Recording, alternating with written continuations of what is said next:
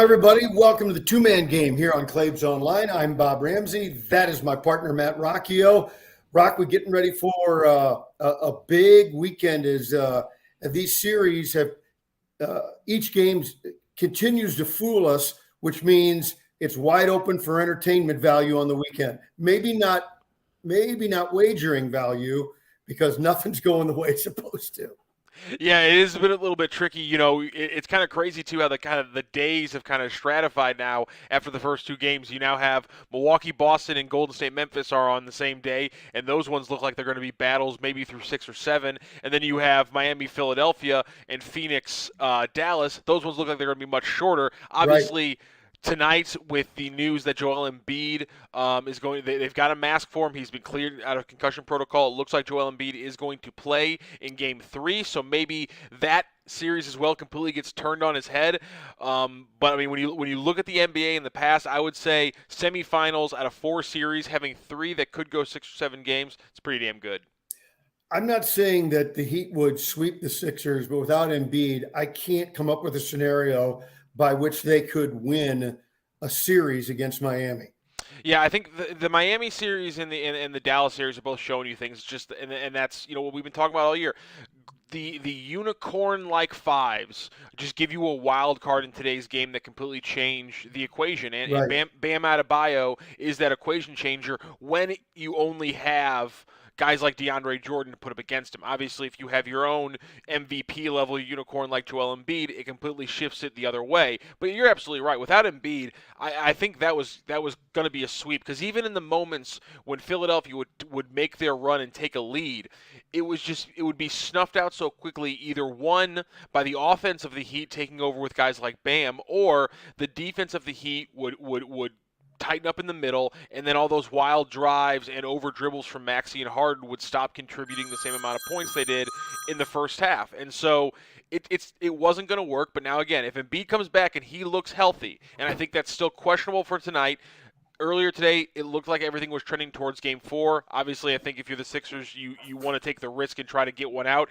I don't think he's going to be 100% tonight. If they can eke one out, though, and he's 100% by Game 4, everything's just a completely different conversation. Yeah, if the mask gives him the confidence to play like he plays, or you get moving around and there's just too much pain, that could be an issue as well. But if he can get the confidence to play his game wearing that mask, then they could flip it, I think. Yeah, and some players have had trouble. Kyrie Irving, when he had to wear the mask in Cleveland, he had trouble a couple of games. There's been other players who have had, they have legitimate trouble figuring out, how to shoot and everything, with the mask on their face. So the comfortability factor is going to be a big thing, and that's really the biggest thing when you talk about the first game tonight in Philadelphia is if Embiid's back, does he have that game? And I wonder how Doc Rivers plays him, and that's kind of the risk of the moment right now, because it's been the fourth quarter, so I wonder if we see a light dose of Embiid in the first half, not only just for him coming back from injury, but compared to the second half. If I'm Doc Rivers, I'm letting Embiid, get loose in those first 3 quarters, but I'm playing him sparingly, and I'm hoping that if I'm Doc Rivers, I'd be planning for everything just so that I have Joel Embiid for an 8-minute stretch in the later part of the fourth quarter. That's all I care about, because that's where they've been losing these games. Yeah, I don't know that I would plan on the negative for him. I would wait and see how he feels, but I would certainly, in every decision regarding Embiid, let caution lead the way. Yeah, absolutely, and that's really the big question. Moving on to the second game tonight on Friday, it is the Dallas Mavericks and the Phoenix Suns. Excuse me. This one's just, Chris Paul is an absolute murderer. He comes out in the fourth quarter. He scores and assists on the first 19 points out of the gate in the first quarter, and a lot of the times he scored, they were able to get Luka Doncic on a switch. Chris Paul isolated him, and then he would just murder him. I don't think I've ever seen so many examples of someone who is 6'7" and 230 pounds get absolutely bodied around a basketball court by someone 7 inches and 40 pounds smaller. That was the most impressive thing I've ever. Chris Paul's done a lot of great things. absolutely manhandling a guy with that kind of size, Mm-hmm. possession after possession after possession. I understand that Luka's not that fast, and so I expect him to get beat by quick guys. But when Chris Paul, who isn't necessarily the quickest player in the world, beats him just physically, bouncing off of him, using a physical, heavy kind of bully ball style against a guy, giving up that kind of size, you didn't see that coming, but it was a masterclass. It really was. And having said that, though, Doncic is still, I mean, just unbelievable. Scoring like a Even madman. with what Chris Paul's doing to him, he just makes buckets. And so the question here is, can Jalen Brunson be that second person? Jason Kidd said it. You're going to have to step up and be that next person, because I thought a great podcast, if you want to talk about these games, is Tim Legler joined Old Man in the Three, which is JJ Redick's and Timmy Alter's podcast, and he was talking about how there's people in Dallas who have been telling him, well, Ayton can't do this every game. Yes, he can. This is exactly what's going to happen every game. So Jason Kidd was right. Somebody else is going to have to step up, and can the Jazz, versus Jazz version of Jalen Brunson step up? I'm not sure. Devin Booker is a better defender than anyone ever talks about, and he's showing that in this series Yeah. right now. If no one else steps up, yeah, this one will be the shortest series, especially with Embiid returning in the other game. This one's going 4 unless Jalen Brunson steps up tonight. Yeah, I don't know who said it first, but you don't really have a series till somebody wins a road game, and the Suns could just take it over here in Dallas. So that will be really interesting. The team we've been following all year, the Memphis Grizzlies, and just some remarkable play, moments, shots, and all those things, but a little bit marred with an injury expulsion incident. Yeah, and I understood in a lot of ways, the Golden State Warriors' perspective of this play. Just to get it out, obviously, Gary Payton gets a little bit of a breakaway. He's kind of in front of everybody. Honestly, if he wraps him up, there might be a clear path violation. I'm not sure if it would go that far, but still, he's kind of ahead of the play. And then Dylan Brooks comes flying into the play, and as Gary Payton goes up for the layup, Dylan Brooks comes over the side in the back of him, clears through his head and knocks him down. He lands, breaks his elbow. He's out for an extended period of time. A really big bummer for him. Honestly, take away the injury fact, because I kind of don't like basing suspensions off whether or not a player gets injured. I think intent and things like that is much more important than the actual result in that very arbitrary way. See Jason Spurgeon in the NHL playoffs. So I don't think you suspend him just because Gary Payton gets hurt. I think undoubtedly that's an ejection. Anytime you're talking about coming wildly from behind somebody when they're in the air and you're in the air and you have no control of your body and everything like that, I think that's a very obvious, flagrant 2 eject him. Yes, he didn't push him and things like that, but essentially coming from behind on somebody like that when they're in the air is one of the most dangerous ways in basketball. You saw the guy obviously got hurt. It's a clear ejection. I can understand people on the Memphis side being bothered by a suspension because it didn't look like he had that kind of intent to injure. But my argument there is that as soon as you leave your feet in that situation, then you've kind of left the question of intent out of there. You know what you're doing in that situation. And so Yeah, I kind of understand, from both sides, but I think a suspension is in a lot of ways it's not ridiculous. he can't have that kind of judgment to go up and say, well, he was going for the ball, missed, and his follow through hit him in the head. He was 2 feet away from the ball. If that was his intent, he has the worst judgment and feeling for time and space as anybody that's ever played in the league. That's just a dumb excuse. He was going to go up and hard foul him. Yeah. Okay, I get that. I know a lot of, especially old school NBA folks who believe that, that's just a foul. It's hard foul. We're in the playoffs. Come to expect it. I think the acceptance of hard fouls hurts the game. I really do. And if somebody wants to disagree with that, I respect their opinion.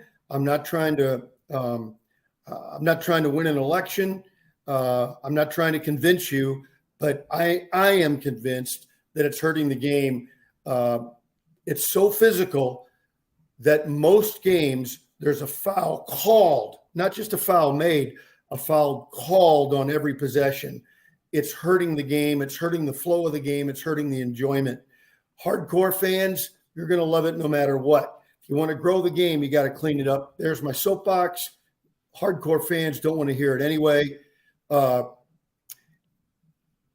If you suspend him because he whacked him in the head, you're going to have to follow through with that, and there's going to be more suspensions coming. Let's see how consistent the NBA commissioner's office can be. I suspect not very. Yeah, I suspect not very. And listen, this suspension is going to have an impact, or that play is going to have an impact, not just because the Grizzlies are going to lose Dillon Brooks, but on the other side, Gary Payton is going to be a huge loss for the Golden State Warriors. When he guards Ja Morant, it completely changes his game. In about 200 possessions that he guarded or about 200 possessions that every other Warrior guarded Ja Morant on this season, his effective field goal percentage was 54%. On the 100 possessions or 120 possessions that Gary Payton guarded him, it was down to 34%. And then when you look at what the Memphis Grizzlies team efficiency was when Gary Payton got to guard him, it was an 88%. Everybody else is guarding him, it's a 98%. So Gary Payton being able to guard Ja Morant is a huge step for the Warriors. And so to lose that weapon defensively, that's going to be a big problem. You're going to see that play out over the weekend. And then you'd say, okay, now what happens? Our enforcer's back. Green is back. He has got to play his game, but everybody, especially the Stripes, are going to be watching him because he is a guy that will look for payback.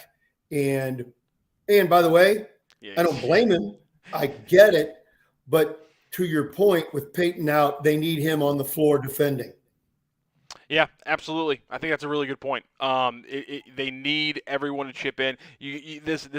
Both these teams have thrived off depth in a lot of different ways, and that's gonna be a big thing on Saturday night.